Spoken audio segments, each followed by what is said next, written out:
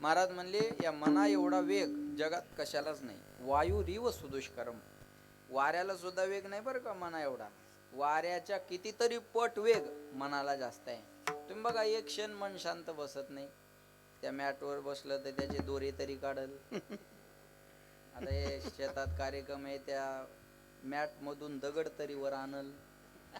मनाचा स्वभाव आहे. एक क्षण मन शांत राहत नाही. एक क्षण म्हणतोय मी.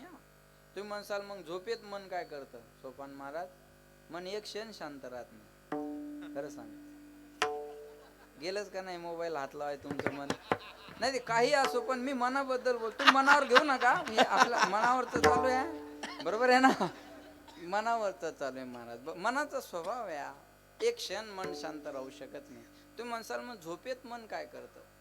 झोपेत सुद्धा मनाचं काम चालू असतं. ज्या अर्थी स्वप्न पडतं त्या अर्थी झोपेत मनाचं काम चालू आहे. अहो स्वप्न पडणं ही मनाचीच क्रिया आहे ना. मग एक क्षण मन शांत राहत नाही. माणसं बहिर दिशेला जरी गेले ना तर शांत बसत नाही. काडी घेतात आणि जमीन उकरतात. एखादा जर म्हणला काय करायला, तो म्हणतो कुठपर्यंत वल गेली पाहतो.